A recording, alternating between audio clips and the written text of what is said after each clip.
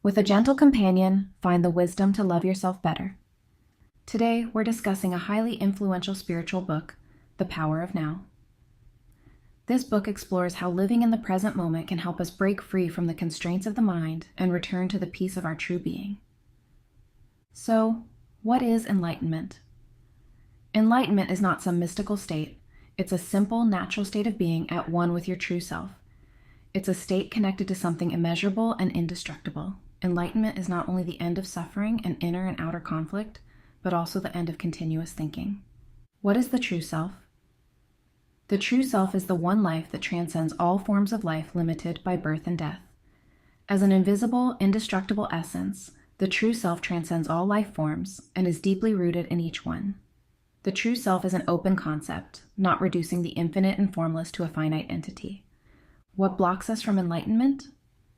The biggest obstacle is identifying with your thoughts. This leads to compulsive thinking, which prevents you from reaching inner peace. Identifying with thoughts creates a stream of concepts, labels, images, words, judgments, and definitions that stand between you and yourself, others, nature, and the divine. How do we free ourselves from the mind? First, realize that you are not an entity that thinks. When you recognize this, you can observe the thinker. Secondly, acknowledge that there is a vast intelligence beyond thought. Thinking is just a small part of this intelligence. All truly important things like beauty, love, creativity, joy, and inner peace come from beyond the mind. Our thought processes and self-awareness are like a voice in the head, constantly commenting, speculating, criticizing, comparing, complaining, and choosing likes and dislikes. This voice may have nothing to do with your current situation and might be about past or future events. This voice is humanity's greatest enemy, tormenting many throughout their lives, draining their energy. So, how do we free ourselves from the mind? Start by listening to the voice in your head, paying special attention to recurring thought patterns, those old records that have been playing for years. When you listen, don't judge or condemn what you hear. By listening, you become aware not only of the thought, but also of yourself observing the thought. This creates a new level of consciousness. When a thought subsides, you experience a gap in the stream of the mind, a thoughtless space. By focusing on the present moment, you create this gap, which is the essence of meditation. In daily life, you can practice this method during any routine activity, like climbing stairs, washing your hands, or getting into a car. The mind's repetitive and useless thinking occupies most of our time, with 80 to 90% of our thoughts being repetitive and unnecessary. Compulsive thinking is an addiction, providing a false sense of pleasure that ultimately turns into pain. Why are we addicted to thinking? People derive their sense of self from the content and activity of their thoughts, believing that if they stop thinking, their self will cease to exist. The ego's existence depends on thought. It survives by continuously thinking, emphasizing the past, and projecting itself into the future to ensure its survival. So how do we transcend the mind? Creative thinking requires oscillating between thought and stillness, between thinking and no thought. When thought loses its connection with consciousness, it quickly becomes barren, pathological, and destructive. Thought, in essence, is a survival mechanism, but it is not creative. There is a greater intelligence at work. When thought connects with this intelligence, it becomes a magnificent tool. Emotions are the body's reaction to thoughts, arising at the intersection of thought and the body. For example, an aggressive or hostile thought gathers an energy in your body we call anger. Strong emotions can even cause physiological changes, representing the physical or material level of emotion. If you cannot feel your emotions or have cut off from them, you will eventually experience them in the form of physical problems or illness. Intense unconscious emotional patterns may manifest as external events happening to you. If you find it hard to feel your emotions, start by focusing on the inner energy field of your body. Emotions are reflections of thoughts in the body, but discrepancies can occur between the two. If there is a clear discrepancy, thought is always the liar, while emotion remains true. Unconscious thought patterns will always manifest in the body as emotions, making them noticeable. All emotions are variations of a primal, undifferentiated emotion stemming from our unclear understanding of who we are beyond our names and bodies. Calling it pain is appropriate because it shares the same fundamental nature. One of the mind's primary tasks is to resist or eliminate emotional pain, which is why it engages in so much activity. Love, joy, and peace are profound states of being or aspects of interconnection with the true self. These states do not last unless you free yourself from the mind. In this state, they have no opposites because they originate from beyond the mind. Human suffering arises from desire or greed. To eliminate pain, you must let go of desire. The mind constantly seeks salvation or fulfillment in the external or future, replacing the joy of being. All desires stem from this, leading to needs, attachments, aversions, and so on. Much of human suffering is unnecessary. As long as unobserved thoughts control your life, pain will naturally arise. Pain in the present moment stems from some form of non-acceptance of the current state, a form of unconscious resistance. The mind usually denies the present and tries to escape it. The more you identify with your mind, the more you suffer. The more you accept the present, the less you suffer, and the more you free yourself from the ego mind. If you no longer want to create pain for yourself and others, stop creating time, or at least only create time when necessary for practical purposes. Shift your life's focus entirely to this present moment. Instead of drifting in time and briefly visiting the present, focus on the present and only briefly reflect on the past and anticipate the future when necessary. What is the state of presence? The state of presence is not understood through thinking. You cannot think your way into it. The mind cannot grasp its meaning. To understand presence, you must be in the state of presence. When you are deeply present, you break free from the mind. You become very calm and highly focused. Once your attention slips, the mind's noise creeps back in, and your inner peace is lost. Staying present in daily life helps you root deeply within yourself. The powerful energy of thought is like a rushing river, sweeping you into the current. But by staying present, you can stand on the riverbank, observing the flow without being carried away.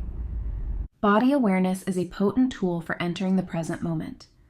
When you focus on the inside of your body, you feel a subtle energy field. This energy field is your life force and your link to the true self. Practicing body awareness can strengthen your immune system and slow the aging process. When you feel signs of illness, practicing body awareness meditation can be particularly effective.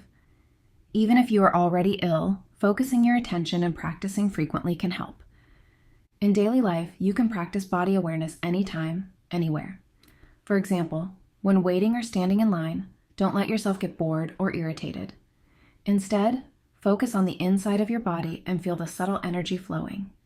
This way, you can stay calm and enhance your vitality.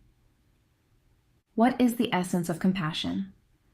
True compassion comes from understanding inner peace and the essence of others. Only by realizing your true self can you understand others' essence and form genuine relationships. When others suffer or act unconsciously, by staying present and connected to the true self, you can see through their forms and feel their pure essence. Compassion involves recognizing the fragility and mortality of life while also understanding the eternal nature of our essence. Everyone shares the vulnerability and mortality of the body, a harsh reality, but an equal fact. But at the level of the true self, everyone shares the eternal light. True compassion transcends sympathy. It is a state combining sadness and joy, transcending form, and experiencing the joy of the eternal life of the true self. Through presence, we can achieve this true compassion. Relationships can be a significant path to spiritual practice. Every crisis represents not just danger, but also opportunity. If a relationship reinforces ego thought patterns and activates the pain body, accepting this fact rather than avoiding it can bring a degree of liberation. In relationships, maintain awareness of the present moment, especially your inner state. If you feel anger, acknowledge your anger. If you feel jealousy, defensiveness, argumentative, competitive, your inner child needing care, or any emotional pain, acknowledge the fact at that moment and hold that awareness. Learn to express your feelings without blaming the other person. Learn to listen to your partner in an open, non-defensive way. Give others and yourself some space. This is crucial. Without this space, the flower of love cannot bloom.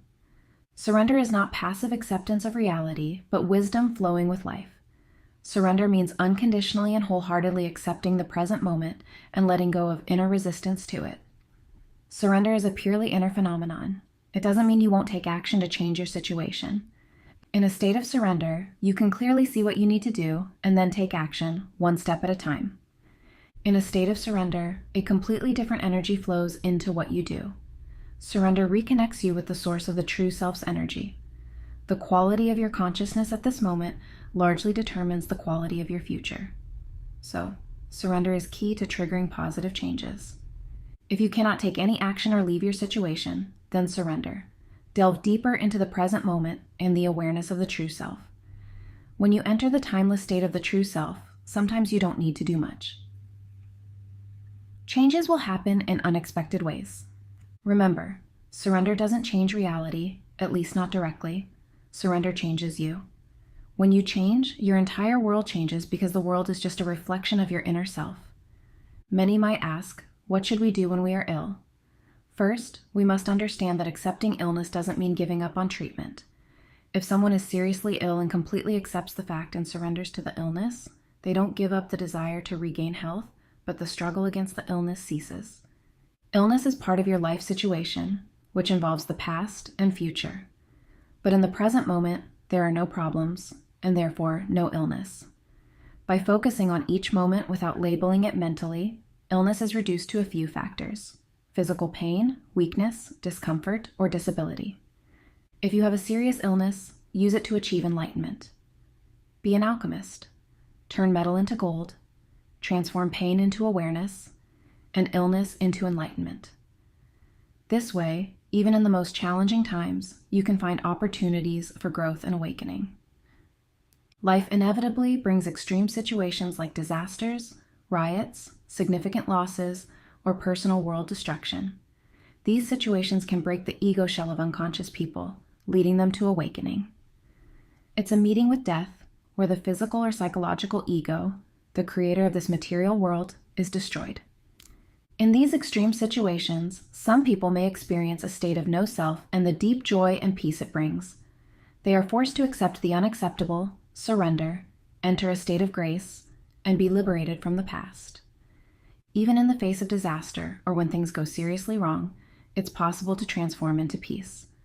This peace comes from a deep place, the unmanifested state, which is peace beyond anything.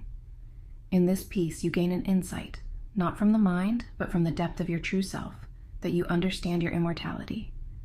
When we encounter pain, how should we respond? First, we must acknowledge and accept reality. Your first opportunity is to surrender to the reality of the present moment, acknowledging that reality cannot be changed because it has already happened. This way, you live in a state of non-resistance, a state filled with grace, ease, and lack of struggle. If you cannot accept the external situation, then accept your inner state. This means not resisting pain and allowing it to exist. Surrender to sadness, despair, fear, loneliness, or any form of pain. You have many ways to escape: work, alcohol, drugs, anger, suppression, but none of these will free you from pain. So, focus your attention on your feelings without labeling them mentally. Complete attention means complete acceptance, which is surrender. Through complete attention, you harness the power of the present moment, which is the power of the true self. No resistance can survive in this power. Entering the present moment, time ceases to exist, and without time, there is no pain, no negative mindset. Many people find God through deep pain, known as the path of suffering. Strictly speaking, they do not find God through pain, but through surrender and acceptance of reality. Intense pain forces people to surrender, enter a state of understanding that pain is self-created. The path of suffering is an old way to enlightenment, still the only effective way. It can turn the worst things and hardships into the best things that have happened to people. For most unconscious people, suffering remains the only way to enlightenment. Human suffering is not God's punishment, but self-created, and also a defensive measure from the earth. Through suffering, people are eventually forced to surrender, unable to endure any more pain. What is the power of choice? Choice means awareness, a high degree of awareness. Choice begins when you free yourself from thought and reactive patterns. Before reaching this stage, you are unconscious. No one would choose madness, pain, or conflict. No one would choose insanity. These situations occur because you lack enough awareness to eliminate the past or enough light to dispel the darkness. You haven't fully maintained presence, you haven't fully awakened. Only with the power of the present moment, which is your own power, can you truly forgive. This will render the past powerless, and you'll deeply understand that what you did or what others did to you, even the faintest light from your essence, cannot be harmed. Remember, the essence of life is in the present moment. Only by living in the now can we experience the wholeness of life. No matter what difficulties you face, be aware. All this is temporary, and your essence is eternal. Stay present, stay aware, and you'll find inner peace and strength. Thank you for watching. If you enjoyed this video, don't forget to like and subscribe. See you next time.